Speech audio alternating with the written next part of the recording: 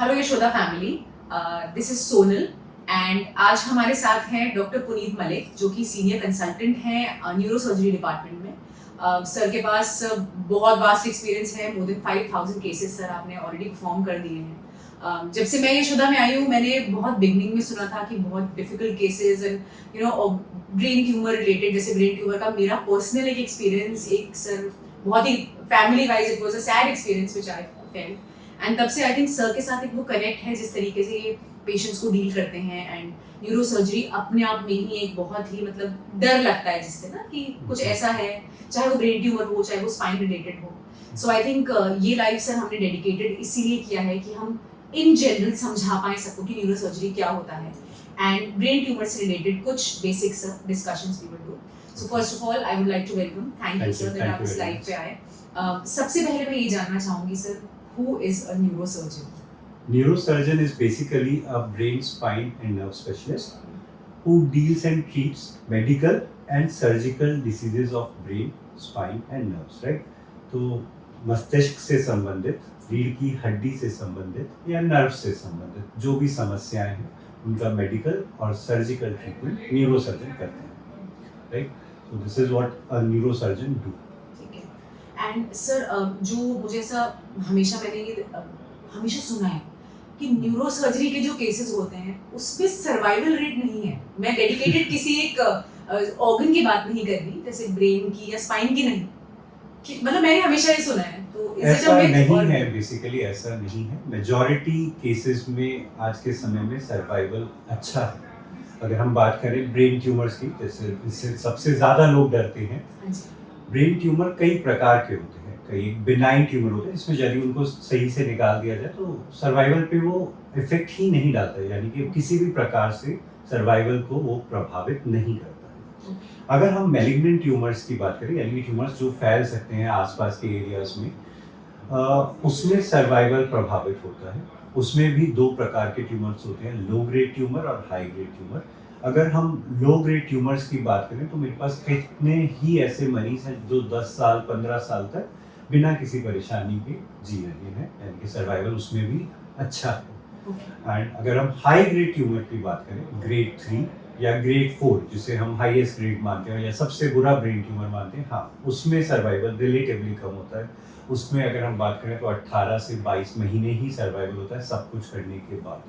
तो I think वो एक जो ट्यूमर है वो सबसे बुरा ट्यूमर माना जाता है, जिसे हम GBM बोलते हैं मेडिकल टर्मिनोलॉजी में। बट अदरवाइज अगर हम स्पाइन ट्यूमर में भी सर्वाइवल की बात करें तो आज के समय में स्पाइन ट्यूमर में भी सर्वाइवल बहुत अच्छा है।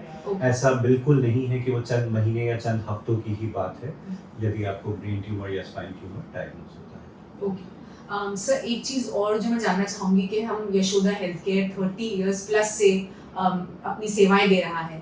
न्यूरोसर्जरी डिपार्टमेंट भी यहाँ बिल्कुल बिगनिंग से है, बहुत बहुत ग्रोथ देखा है। मैं अपने सामने बहुत ऐसी ग्रोथ देख रही हूँ न्यूरोसर्जरी डिपार्टमेंट में।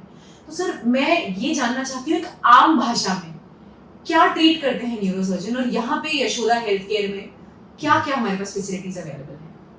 अगर हम न्यूरोसर्जन की बात करें कि हम क्या ट्रीट करते हैं तो ब्रेन से रिलेटेड समस्याएं सबसे कॉमन अगर हम देखें तो head injuries, trauma, road traffic accidents में होने वाली जो ब्रेन की इंजरीज होती है उसे ट्रीट किया जाता है। ब्रेन ट्यूमर जिसके बारे में अभी हमने बात करी, सारे प्रकार के ब्रेन ट्यूमर्स। ब्रेन की नसों की परेशानी, नसों का गुब्बारा बन जाना जिसे हम मेडिकल टर्मिनोलॉजी में एन्यूरिज्म कहते हैं। इसके अलावा ब्रेन में इन्फेक्शन होना, टीबी होना, सिर में पानी का प्रेशर का बढ़ जाना या ब्रेन का सही प्रकार से निर्माण ना होना, ये कॉमन परेशानियां हैं जो ब्रेन को प्रभावित करती हैं। इसके अलावा अगर हम रीढ़ की हड्डी की बात करें, गर्दन में, कमर में डिस्क का निकल जाना जिसे हम PIVD, प्रोलैप्स इंटरवर्टिब्रल डिस्क कहते हैं। इसके अलावा सर्वाइकल स्पॉन्डिलोसिस, लंबर स्पॉन्डिलोसिस, नसों पे दबाव का बढ़ जाना स्पाइन में जिसे हम लंबर कैनाल स्टेनोसिस बोलते हैं, स्पाइन के ट्यूमर्स, स्पाइन के नसों के मैलफॉर्मेशंस, ये सारी बीमारियां हैं जिसको न्यूरोसर्जन ट्रीट कर सकते हैं। सर क्योंकि आज हम ब्रेन ट्यूमर पे एक्चुअली फोकस कर रहे हैं, इन कमिंग लाइव्स हम हर अलग अलग पार्ट को फोकस करेंगे जो न्यूरोसर्जरी में कवर होता है। तो सर मैं आपसे ये जानना चाहती हूँ कि क्या ब्रेन ट्यूमर एक बहुत ही कॉमन डिजीज है, जैसे कैंसर सर अभी बहुत ही कॉमन डिजीज बन गया है? डेफिनेटली अब नई डायग्नोस्टिक मोडालिटीज के साथ यदि हम बात करें ब्रेन ट्यूमर आज के समय में बहुत ही कॉमनली देखने को मिलता है. Almost every second day I get to see one patient of brain tumour which says it is pretty much common now. Right.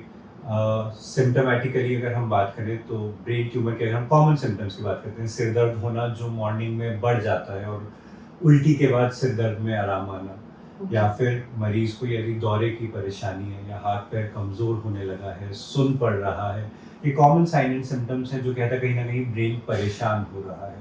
और आज के समय में सीटी और एमआरआई ऑलमोस्ट हर जगह उपलब्ध है. और इन डायग्नोस्टिक मोडालिटीज की सहायता से हम ब्रेन ट्यूमर डायग्नोस कर पाते हैं.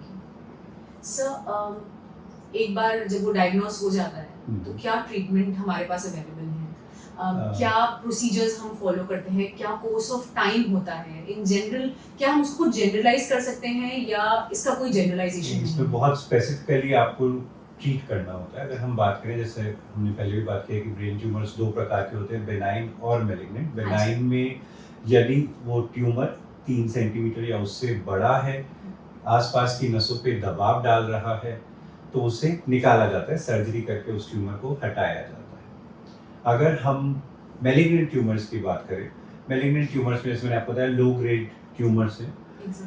कई सारे लो ग्रेड ट्यूमर्स को सर्जरी की ज़रूरत नहीं होती है. उन्हें आप सिर्फ ऑब्जर्व करते हैं, रिपीट स्कैन करा के हर 3 महीने पर 6 महीने पर देखें कि वो बढ़ तो नहीं है या किसी नसों को प्रभावित तो नहीं कर रहे हैं. तो आप सिर्फ ऑब्जर्व करते हैं लो ग्रेड ट्यूमर्स की अगर बात करें तो.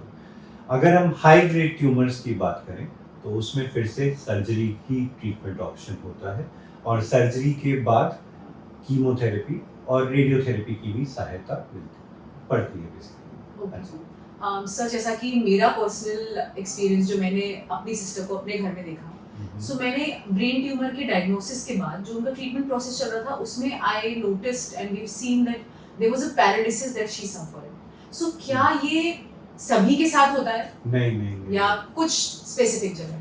सी बेसिकली कई चीज़ों पे निर्भर करता है. ब्रेन ट्यूमर किस जगह ओरिजिनेट कर रहा है. यदि वो ब्रेन में उस जगह पे है जो जहाँ पे मोटर एरिया है, मोटर स्ट्रिप है, यानी कि जहाँ से हमारे हाथ पैर कंट्रोल होते हैं, यदि वो उसी जगह को अपनी चपेट में ले रहा है तो डेफिनेटली पैरालिसिस के चांसेस बढ़ जाते हैं. बल्कि कई मरीज हमारे पास आते हैं जो पैरालिसिस के साथ ही आते हैं. राइट. उन केसेस में उन नसों को बचाना थोड़ा कठिन होता है.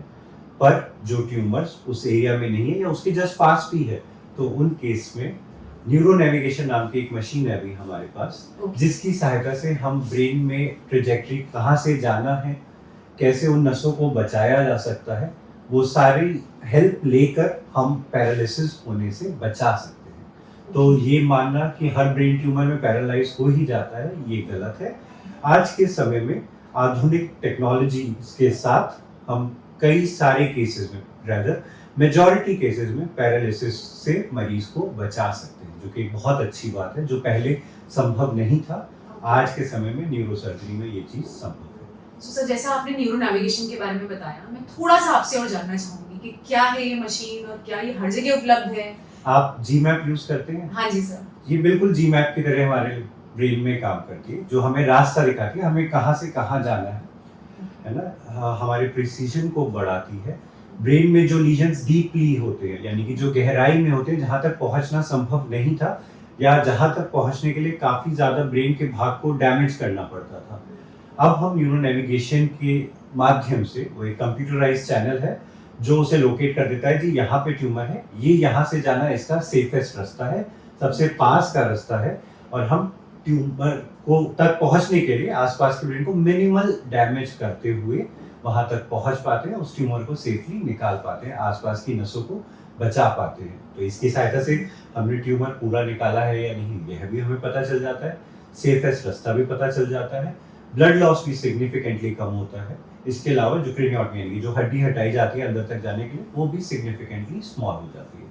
तो right, so it is of great help for us neurosurgeons as well as for patients. So sir, that means ये हमारे पास यशोदा हेल्थ केयर में मौजूद है. Yes, we do have this. जो भी पेशेंट्स ऐसी किसी भी चीज को सफर कर रहे हैं या आपके आसपास कोई है जिन्हें ब्रेन ट्यूमर्स हैं, जिन्हें इन तरह की प्रॉब्लम्स हैं, ये वीडियो आप बाद में भी देखेंगे. सो आई वुड वांट जितना हो सके इसे स्प्रेड करें, क्योंकि ये एक ऐसी चीज है जो मैंने पर्सनली एक्सपीरियंस करा है कि सर शायद वो बहुत साल पहले, आज से 10 साल पहले वो चीज मिस थी वो नहीं थी इंडिया में अवेलेबल. आज के समय में वो इंडिया में अवेलेबल है.